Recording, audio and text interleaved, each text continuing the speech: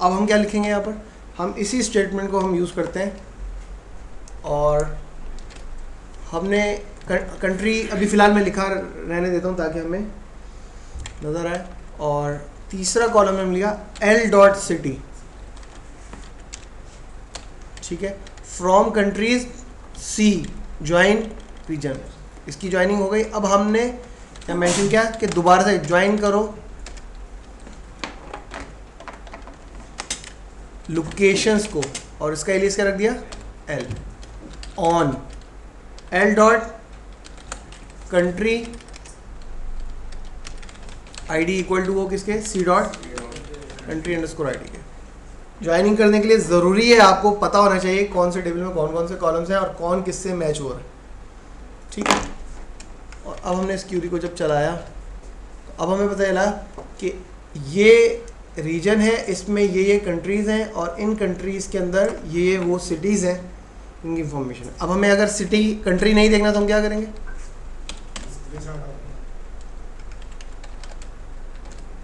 Joining में हमें उसको रखना है, ठीक है, क्योंकि उसके बगैर आप ज्वाइन नहीं कर सकते, आप आगे क्यूरी परफॉर्म नहीं कर सकते अपनी। लेकिन आप जो है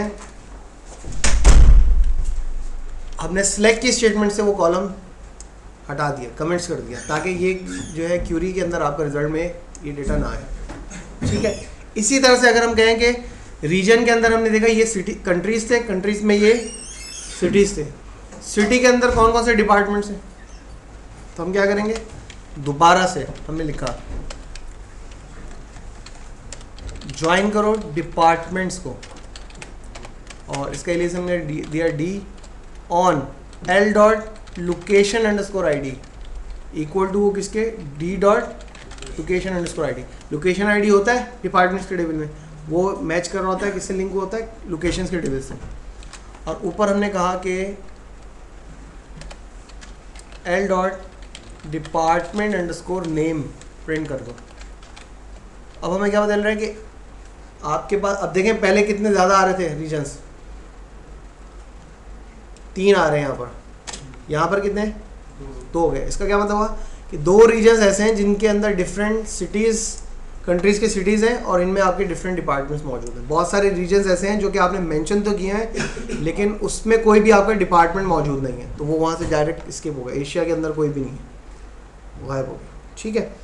इसी तरह से एक क्यूरी हमने लास्ट टाइम की थी एम्प्लॉयज़, ये वाली क्यूरी हमने, अगर आपको याद हो, डिपार्टमेंट अंडरस्कोर ID और सम ऑफ सैलरी और minimum of salary, max salary और काउंट ऑफ सैलरी या स्टैरिक फ्रॉम एम्प्लॉयज़, ठीक है। और ग्रुप बाय यूज़ होगा इसमें, डिपार्टमेंट अंडरस्कोर ID, ठीक है। ये रिजल्ट आ गया आपके पास। लेकिन अब हम ये चाह रहे हैं कि ये जो रिजल्ट डिपार्टमेंट ID वाइज आ रहा है, ये डिपार्टमेंट ID वाइज नहीं बल्कि डिपार्टमेंट नेम वाइज है, यानी कि डिपार्टमेंट का नाम लिखा है कि ये डिपार्टमेंट है और इसकी टोटल सैलरी इतनी है, मिनिमम सैलरी इतनी है, मैक्सिमम सैलरी इतनी है, नंबर ऑफ एम्प्लॉयज़ इतने काम कर रहे हैं। अब हमें क्या करना पड़ेगा यहाँ पर, ज्वाइनिंग। तो हमने सिंपल लिखा इस क्यूरी के अंदर, ये हमारी एग्जिस्टिंग क्यूरी है और इसके अंदर हम चेंजेस क्या करते हैं, D dot department ID, table alias prefix हमने किया था ना D डॉट वगैरह, D डॉट और sum of E dot salary, minimum E dot salary, maximum E dot salary और count of this from employees E join departments D on E dot department underscore ID equal to D dot department underscore ID के group by this, और order by 1, इसको हम department name कर देते हैं।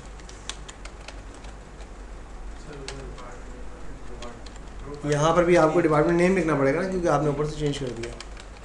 तो अब आपके पास ये रिजल्ट आ रहा है कि आपके पास ये डिफरेंट डिपार्टमेंट्स मौजूद हैं, उनकी टोटल सैलरी ये है, मिनिमम सैलरी ये है, मैक्सिमम ये है और नंबर ऑफ एम्प्लॉयज़ में कितने काम करते हैं। इसमें हम लिख देते हैं यहाँ पर टोटल सेल है ये, और ये क्या है मिनिमम सेल है, ये आपकी मैक्स सेल है, और ये क्या है नंबर ऑफ एम्प्लॉइज में। हेडिंग दे दी तमाम की, ठीक है। अब आप लोगों ने सिर्फ इतना सा काम करना है, इस क्यूरी में थोड़ा सा चेंज करना है, वो ये कि अभी आपको इन्फॉर्मेशन ये दिख रही है कि डिपार्टमेंट वाइज सैलरी की इंफॉर्मेशन आ रही है। आपको सिर्फ ये काम करना है, ये डिपार्टमेंट के बजाय ये इंफॉर्मेशन आए सेम क्या चीज, टोटल सेल, मिनिमम और मैक्सिमम और काउंट, एवरेज वगैरह यूज करना चाहे होगी। डिपार्टमेंट वाइज तो हमने देख लिया यहाँ पर, डिपार्टमेंट के name wise, department name wise तो क्यूरी में नजर आ रही है। आपने क्या करना है सिटी वाइज दिखाया आपको कि ये सिटी है, इस सिटी में जो भी डिपार्टमेंट है, डिपार्टमेंट का नाम नहीं लिखा हुआ है बल्कि सिर्फ सिटी, उसकी जो भी उस सिटी के अंदर एम्प्लॉयज काम करते हैं उनमें मिनिमम सैलरी किसकी है, मैक्सिमम किसकी है, नंबर ऑफ एम्प्लॉयज कितने हैं और टोटल सैलरी कितनी जाती है। सिटी वाइज, कंट्री वाइज और रीजन वाइज ये करना है। ये काम मैंने करके दिखा दिया आपको, अब आपको ये काम करना है। 3 तरीकों से अलग अलग क्यूरीज है। मैंने डिपार्टमेंट नेम के हिसाब से दिखा रहा हूँ मैं कि इस डिपार्टमेंट की टोटल सैलरी इतनी जा रही है, इसमें जो सबसे कम सैलरी है वो ये है, ज़्यादा ये है, और नंबर ऑफ एम्प्लॉयज कितने हैं। डिपार्टमेंट नेम की जगह सिटी कंट्री और हाँ बस बस ये कर देंगे, वहाँ पर सिटी वाइज है कि ये सिटी है और की इंफॉर्मेशन, ये कंट्री है, ये कंट्री की इंफॉर्मेशन और रीजन है, एक काम। और दूसरा काम ये करना है, ये नोट करो कि आपको एक क्यूरी लिखनी है जिसके अंदर लिखा हुआ है कि ये रीजन का नाम है, यानी कि क्या आएगा इसमें, जो भी यूरोप, अमेरिका, एशिया वगैरह, और उसके साथ कॉन्क्रीट किया आपने कि कंट्री का नाम ये है और सिटी का नाम ये है और डिपार्टमेंट का नाम ये है, और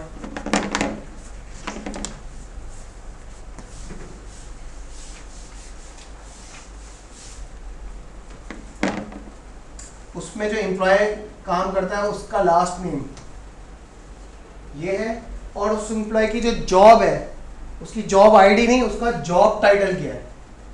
जॉब टाइटल क्या चीज है, जॉब्स का टेबल है। रीजन्स कहाँ से आएगा, रीजन नेम रीजन के टेबल से, ये कंट्रीज के टेबल से, ये लोकेशन के टेबल से, ये डिपार्टमेंट्स के टेबल से, ये एम्प्लॉयज के टेबल से, और ये जॉब्स के टेबल से। अब आपने एक क्यूरी बनानी है जिसमें ये रिजल्ट आएगा कि आपको पता चलेगा कि ये एम्प्लॉय है, इसकी जॉब जो भी डेजिग्नेशन नेम, जॉब आईडी नहीं, job title.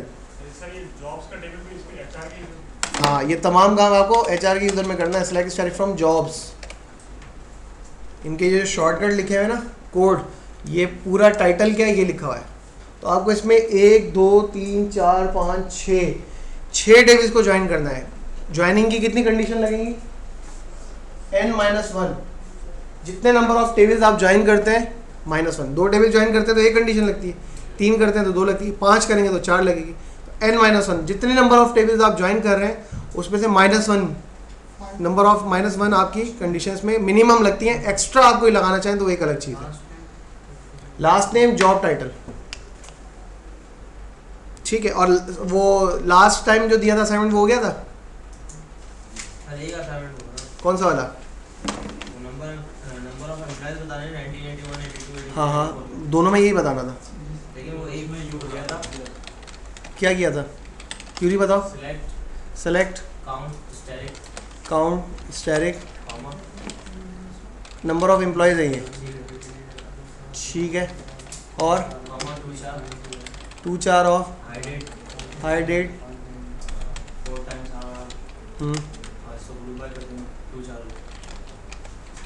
From EMP group by this, ठीक है। और ऑर्डर बाय 2 कर दें, ये रिजल्ट आ गया। और दूसरी वाली, ये वाली किस किस से नहीं हुई थी, ये वाली प्रैक्टिस ही नहीं की तो कौन करेगा इसको।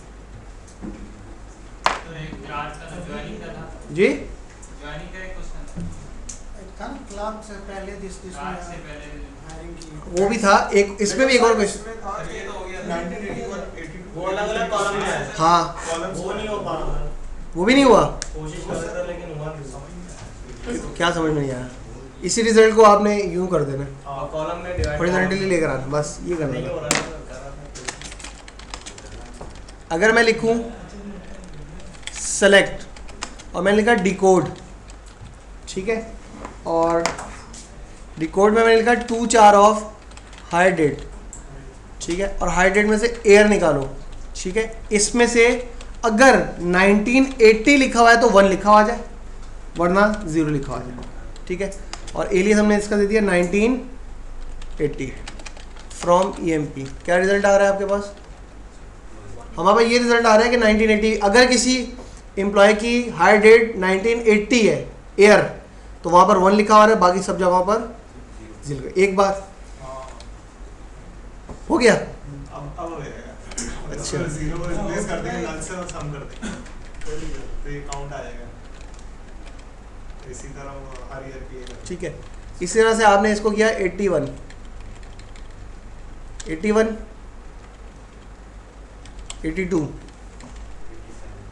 82 और 87। अब आपने जब इस क्यूरी को रन किया तो आपके पास ये रिजल्ट आ रहा है कुछ इस तरह से, ठीक है। लेकिन रिजल्ट हमें क्या चाहिए, तो वो तो एक लाइन में आएगा, ठीक है। तो हम इसको सम कर देते हैं। हमने लिखा सम ऑफ डिकोड और यहाँ पर इसका सम कर दो, ठीक है। इसी तरह से सम करो, इसका भी, इसका भी, और एंड में एक और ब्रैकेट, यानी कि सबका टोटल जहाँ पे 1 1 आ रहा है वो उसको सम कर लेगा। और जब हमने क्यूरी चलाई तो अब हमें पता चला है 1980 में एक एम्प्लॉय आया था, 81 में 10, 82 में 1, 87 में 2, और देन एक और चीज़ हमें चाहिए थी, वो थी count steering, number of employees कितने हैं आपके पास वैसे टोटल। सर ये तो हमने हार्ड कोड किया है। तो अगर ऐसा भी हो सकता है कि मतलब ये एयर हमें नहीं पता कोई से भी है, चाहते हैं जितने भी एयर हैं उसकी आ जाए इस तरीके से रॉ बनी। इस तरह से नहीं आएगा, इस तरह से तो आपको करना पड़ेगा ना काम, ठीक है।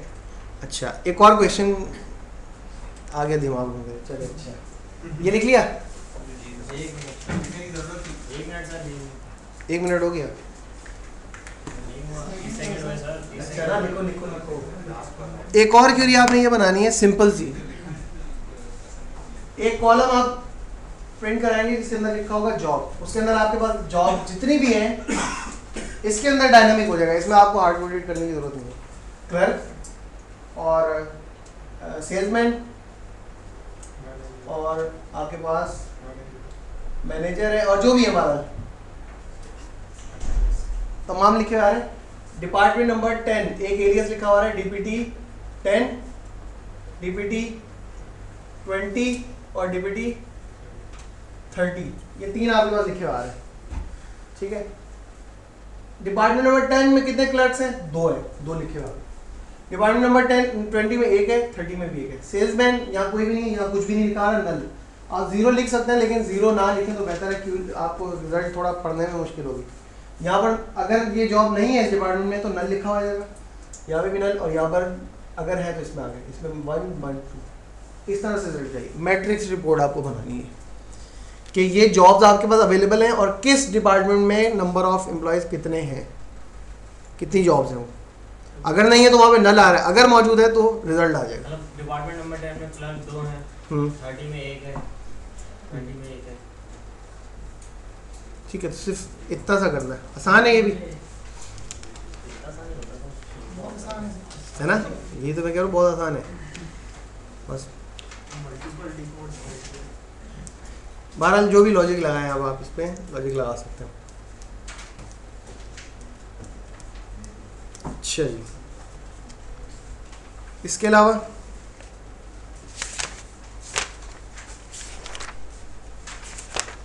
सेल्फ ज्वाइन हमने किया था, सेल्फ ज्वाइन दोबारा कर लेते हैं एक बार।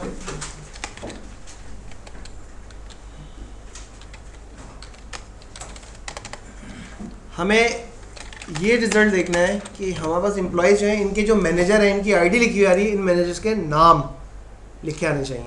हमने कहा सेलेक्ट ई डॉट ई नेम, ठीक है, और ई डॉट जॉब एम डॉट ई नेम, मतलब मैनेजर का नाम, इसका एलियास हमने दे दिया ये मैनेजर है, ठीक है।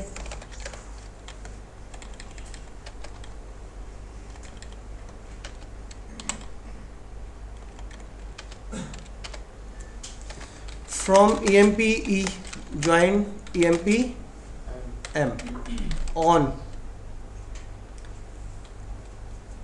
एम्प्लॉय का जो mgr है e डॉट mgr है वो इक्वल टू है किसके, मैनेजर के एम्प्लॉय नंबर के, ठीक है। अब इसी चीज़ को हम एक और मेथड से भी कर सकते हैं, जो ओल्ड मेथड है आपके पास। ज्वाइन लिखा हुआ है, ज्वाइन की जगह आपने कॉमा लगा दिया और ऑन की जगह आपने वेयर लगा दिया, सेम वही काम कर लिया, ठीक है। जिस तरह से हम नॉर्मल ज्वाइनिंग कर रहे थे, हम लिखते थे select e name job and sal and d name from emp join dbd, ठीक है, on emp dot dbdno equal to वो dbd डॉट dbdno हो गए, ठीक है, deptno।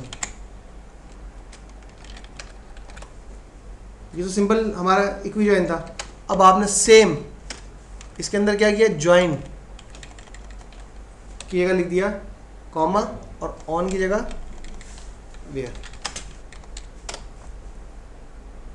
ठीक है। अब आप चलाएं। अब आपको याद रखने वाली इसमें सिर्फ ये बात है कि अगर आपकी क्यूरी में ज्वाइन का कीवर्ड आ रहा है तो उसमें ज्वाइन के बाद जो है आपका ऑन क्लॉज आता है, और वेयर क्लॉज अगर लिखा है यानी कि कॉमा लिखा है, उसके दो टेबल्स के दरमियान में कॉमा है, ज्वाइन नहीं है, तो उसका ऑल्टरनेट क्या है आपके पास, वेयर क्लॉज आ जाता है इसमें। सेम है, लेकिन परफॉर्मेंस वाइज जो है रिकमेंड वही मेथड है जो हम पहले पढ़ रहे थे। ये ऑरिकल का अपना सिंटैक्स है और जो हम पढ़ रहे हैं वो एसक्यूएल का सिंटैक्स है, ठीक है। लेकिन बहरहाल जो आप जो है दोनों मेथड यूज़ कर सकते हैं और रिकमेंड यही है कि वो आप वो यूज़ करें। हाँ दोनों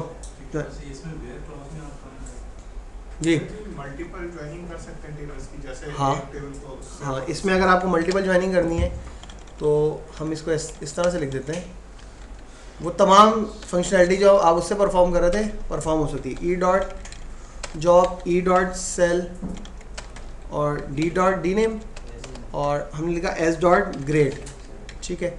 और यहाँ पर हमें यूँ लिखना पड़ेगा EMPE DPT D और sal grade S, where E dot DPTNO equal to D dot DPTNO and E dot sal between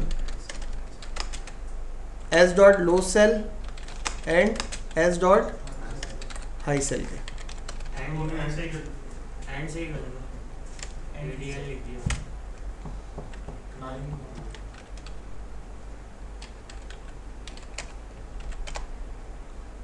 from का है, क्या रख दिया इसमें,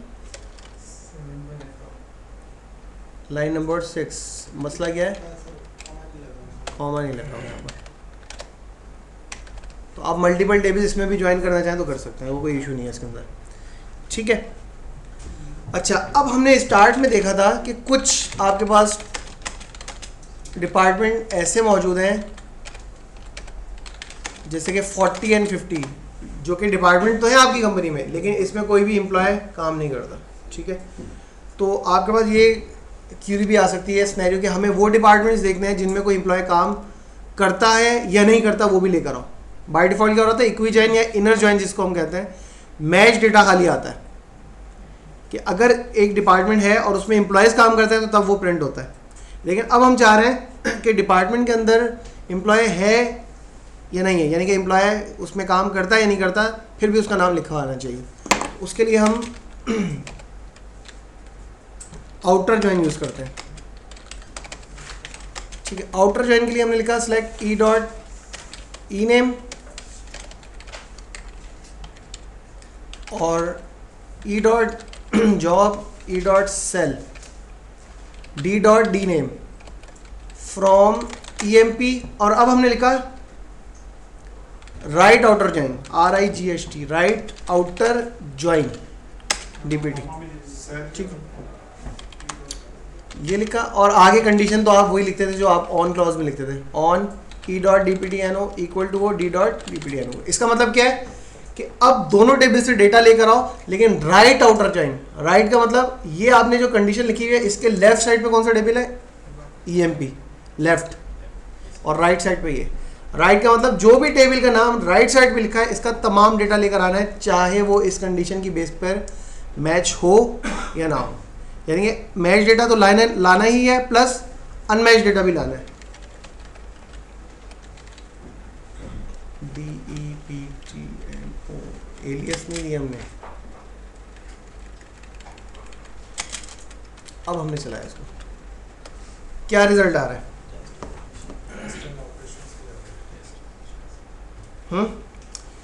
डिपार्टमेंट्स के वो टेबल से वो डिपार्टमेंट्स भी आ गए जिसके अंदर कोई एम्प्लॉय काम नहीं करता। और अगर हम इस क्यूरी को चेंज करके लिखते हैं लेफ्ट आउटर ज्वाइन, तो EMP के अंदर कोई भी ऐसा एम्प्लॉय नहीं है जो कि किसी भी डिपार्टमेंट नंबर उसको कोई असाइन ना हुआ हो। अगर हम ये काम HR में करें तो हमें क्लियर हो जाएगा। हम आए HR में और हमने कहा select E dot last name और D dot department underscore name, और हमने लिखा from employees E right outer join departments D on E dot department underscore ID equal to हो D dot department underscore ID के। तो अब देखें इसके अंदर क्या एक्स्ट्रा इन्फॉर्मेशन आ रही है। ये बंद हुआ है क्या? ये इसको चेक करें एक मिनट।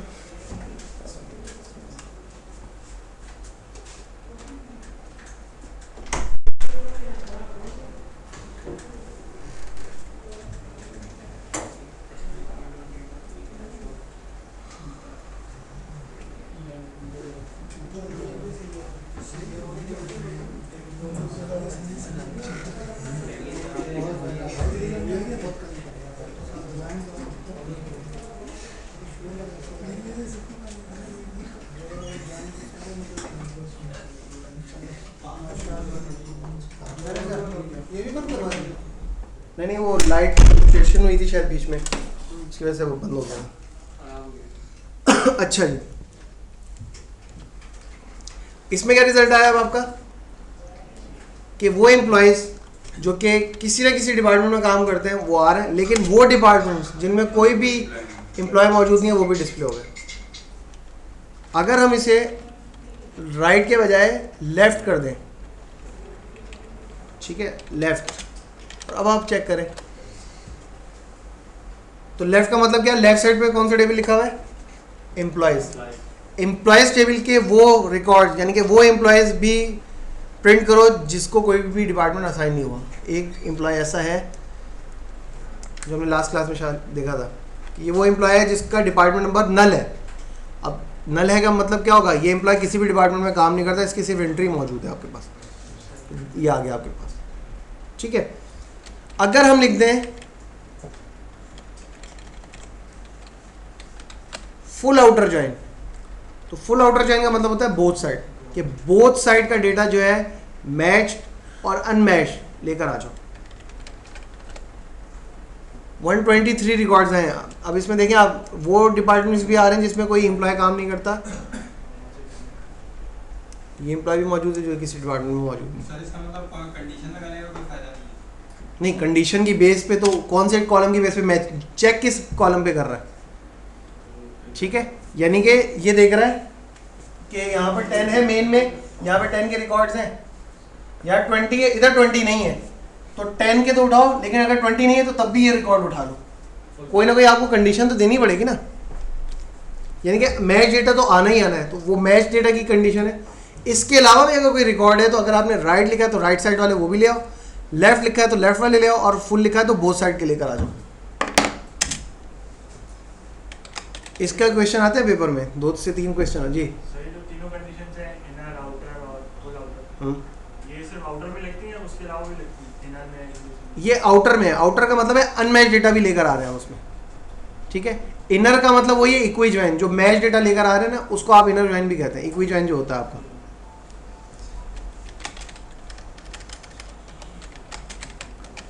अच्छा जी, सर ये ऑन जो ज्वाइन वाला मेथड है ये ऑरेकल का अपना है और वो कॉमा नहीं वाला है इसका? नहीं नहीं, जो कॉमा वाला है वो ऑरेकल का है, अच्छा ठीक है। और ये जो हमने ज्वाइन, ये जो राइट लेफ्ट आउटर जो भी पढ़े हैं, जो पहले स्टार्ट से पढ़े थे, ये एसक्यूएल का अपना सिंटैक्स है। अच्छा, एक लास्ट चीज़ इसके अंदर है वो ये कि हमने लिखा select e name comma D name from EMP cross join DPT. क्या हुआ? 70 रिकॉर्ड्स रिट्रीव हो गए। Cross join, cross product, Cartesian product. जैसे हमने नेचुरल ज्वाइन किया था, हमने दो ऐसे टेबल को ज्वाइन कर दिया जिसमें सेम कॉलम मैच नहीं कर रहा, तो उसने क्रॉस प्रोडक्ट बना दी थी, मल्टीप्लाई कर दिया था। तो उसके लिए हमारे पास बाकायदा सिंटैक्स है कि हमने लिखा first table name then cross join second table name, तो उसने क्या किया, कार्टेशियन प्रोडक्ट बना दी। और ये इसका सिंटैक्स आपके पास मौजूद है, लेकिन इसका यूजेज नहीं होता। आपके टेबल में अगर आप रिकॉर्ड देखें कितने हैं,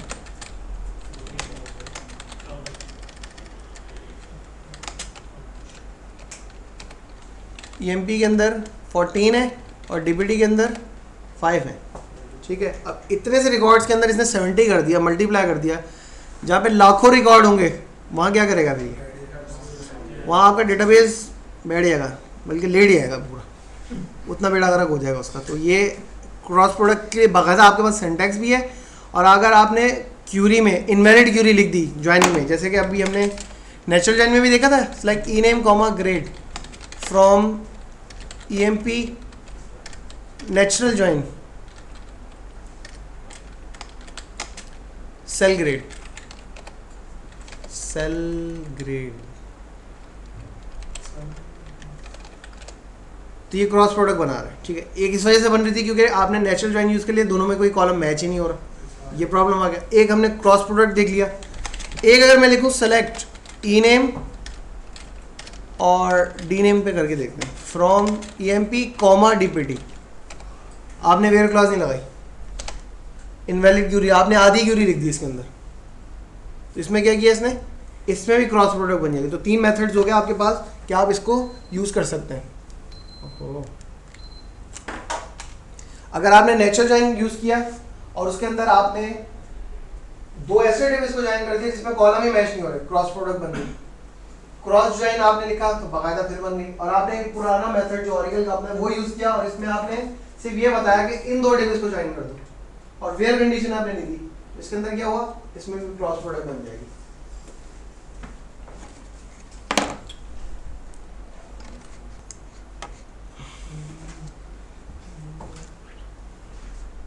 अब जैसे हमने यूज़ किया था ये using table alias, table alias use करने से क्या फ़ायदा हो रहा है, use table alias to simplify curies.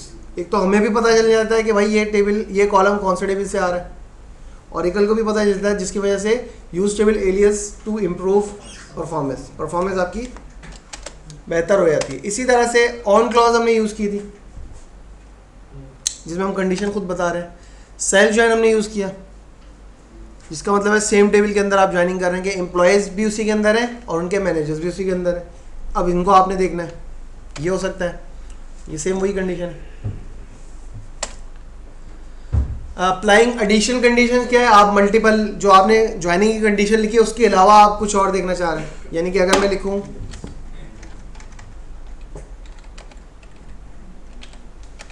Select E dot E name और ई डॉट जॉब, ई डॉट सेल और D dot D name from E M P E join DPT D on E dot DPT N equal to D dot DPT N, ठीक है।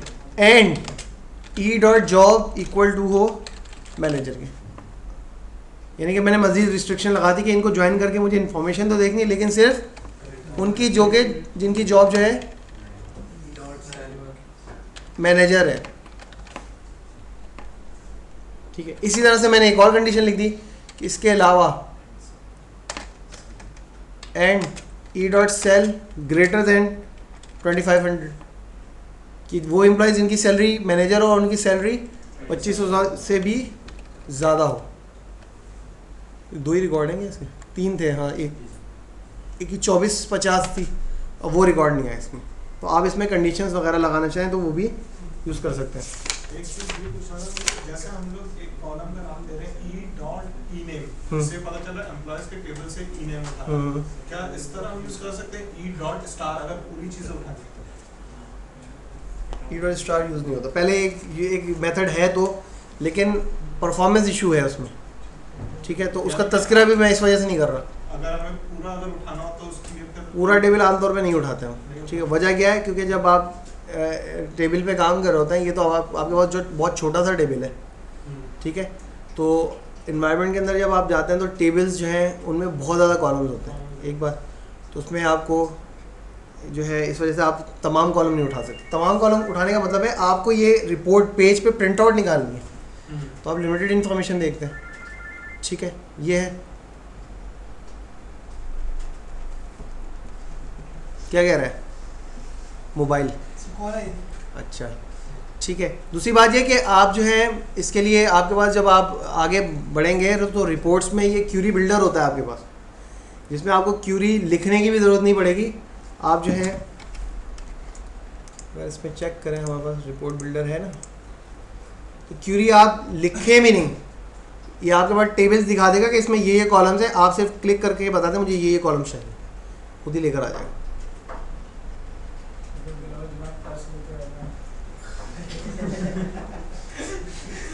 ये काम आएगा manual, तो तब आप वहाँ पे जाओगे ना, तब वो आपको समझ में आएगा।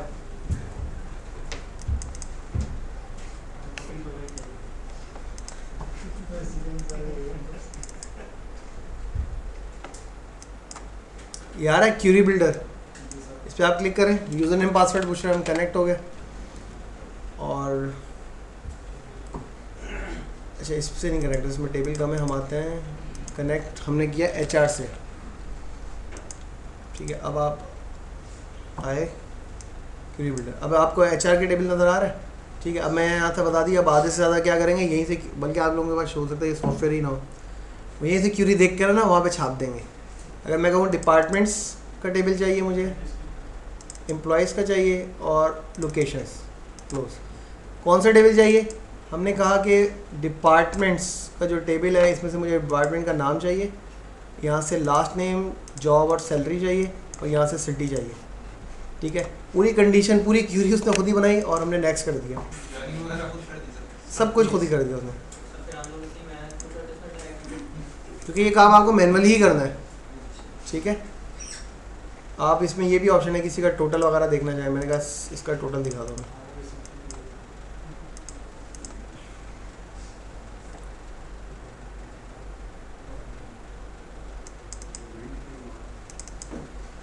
ये आपके पास पूरी रिपोर्ट आ गई, डिपार्टमेंट का नाम, एम्प्लॉय का नाम, जॉब आईडी और सिटी भी आ गया, इसमें सैलरी भी आ गई, सिटी भी आ गई, वगैरह वगैरह। इसको नो कर दे तो ये बंद हो जाता है, ठीक है।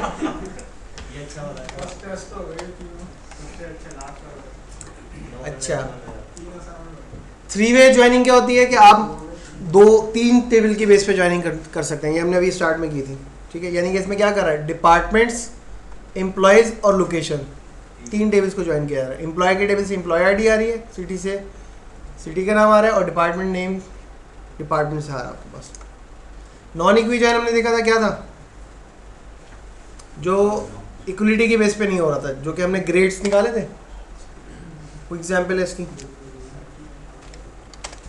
आउटर ज्वाइन कि डिपार्टमेंट नंबर, जैसे इसमें एग्जांपल दे रहा है कि 190 मौजूद है डिपार्टमेंट्स के टेबल से, लेकिन there are no employees in department number 190, तो आप इसके लिए आउटर ज्वाइन यूज करें। अब इसके अंदर देखें inner versus outer join, the join of 2 tables returning only match rows is called an inner join, या इक्वी ज्वाइन जिसको हम कह रहे हैं।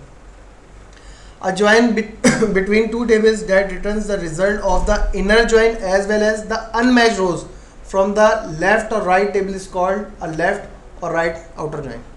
और अगर a join between two tables that return the result of inner join as well as the result of a left and right join is a full outer join, मतलब दोनों तरफ से डेटा लेकर आ रहा है तो वो आपका फुल होता है और किसी एक तरफ से लेकर आ रहा है तो वो यहाँ तो राइट आउटर जॉइन होगा या फिर लेफ्ट आउटर जॉइन होगा।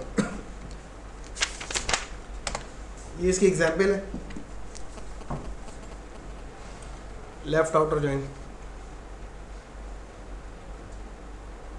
इसमें क्या डेटा आ रहा है, इसमें क्या वो डिपार्टमेंट आ रहा है जिसमें कोई एम्प्लॉय काम नहीं करता, या वो एम्प्लॉय आ रहा है जो किसी डिपार्टमेंट में असाइन नहीं है। रिजल्ट से नहीं, ऊपर क्यूरी से देखकर बताना ही है।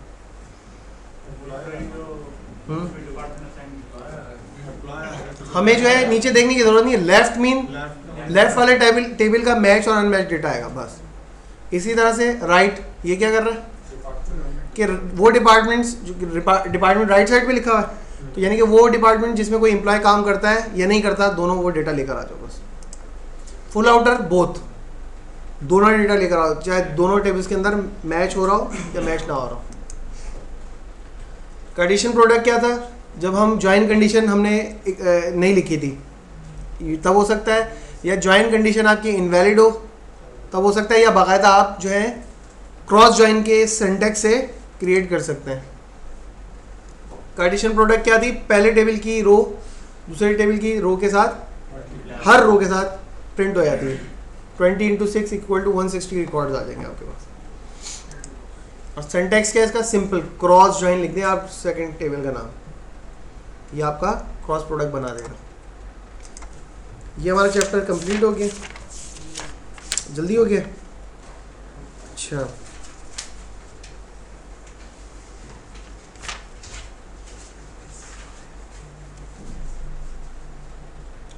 अच्छा इसमें एक और क्वेश्चन है, वो भी आप लोगों ने करना है। अच्छा याद आ गया,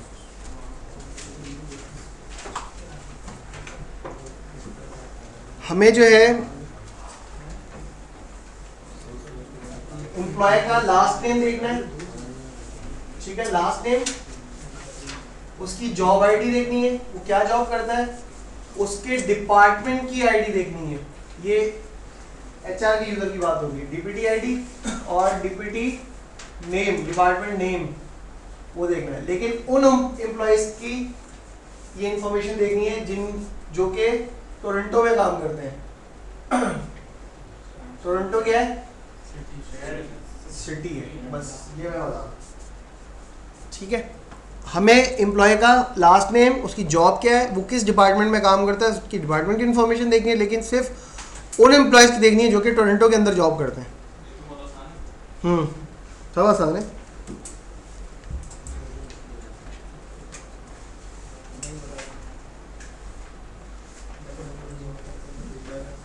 अच्छा,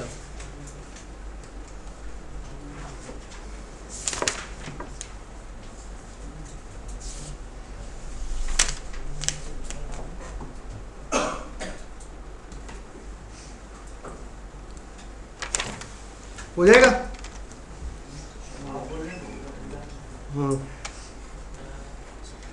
चैप्टर नंबर 6, यूजिंग सब क्यूरीज टू सॉल्व क्यूरीज। अब ये एक चैप्टर जो है थोड़ा सा ज़्यादा आसान है, इस पर आपको ज़्यादा ध्यान देना पड़ेगा, ठीक है। ज्वाइनिंग और सब क्यूरीज, ये दो मेन चीज़ है इसके अंदर जो सबसे ज़्यादा आपको परफॉर्म करनी पड़ती है कहीं पे भी आप जाएंगे, क्योंकि आपको डेटा मल्टीपल टेबल से रिट्रीव करना है। और सब क्यूरीज हमें अब पढ़ेंगे तो हमें पता चलेगा ये क्या चीज़ है। बहरहाल इसका बहुत कॉमन यूजेज होता है, यूजिंग सब क्यूरीज टू सॉल्व क्यूरीज। अब इसके अंदर अगर आप देखें तो एक क्वेश्चन लिखा है एचआर के यूज़र के हिसाब से कि हमें वो एम्प्लॉयज़ देखने हैं जिनकी सैलरी एबल्स नाम का एक एम्प्लॉय है उसकी सैलरी से ज़्यादा है। अब अगर मैं कहूँ कि मुझे वो एम्प्लॉयज़ देखने जिसकी सैलरी 3000 से ज़्यादा है तो समझ में आता है where salary less than greater than 3000। लेकिन यहाँ क्वेश्चन क्या है कि हमें वो एम्प्लॉयज़ देखने हैं जिसकी सैलरी एबल की सैलरी से ज़्यादा है। या फिर ये क्वेश्चन ये भी हो सकता था, मुझे वो एम्प्लॉयज़ देखने हैं जो कि फ़ला एम्प्लॉय से पहले हायर हुए थे या फ़ला एम्प्लॉय के बाद हायर हुए थे, या मुझे वो एम्प्लॉयज़ देखने हैं जिनकी जॉब वो है जो कि फ़ला एम्प्लॉय परफॉर्म कर रहा है, ठीक है। इस तरह के काम करते हैं। तो इसमें दो चीज़ें हो गई। क्या अगर मैं कहूँ कि मुझे वो एम्प्लॉयज़ देखने हैं जिनकी सैलरी एबल्स की सैलरी से ज़्यादा है, तो पहले मुझे क्या पता होना चाहिए, एबल की सैलरी पता होना चाहिए। तो मैं पहले एक क्यूरी लिखूंगा, select salary from employees where last name equal to Abel, उसकी सैलरी आ गई। अब मुझे सैलरी पता है कि अब मैं अपनी क्यूरी लिख दूंगा select static from employees where salary greater than this salary. तो ये दो अलग अलग क्यूरी होगी। तो इसका हम जो है इस चीज़ को इस तरह से हैंडल नहीं करते हैं, बल्कि इसके लिए हम यूज़ करते हैं सब क्यूरी।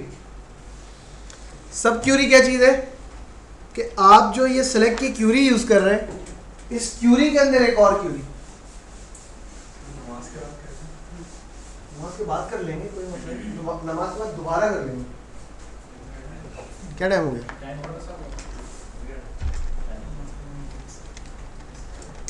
चलें।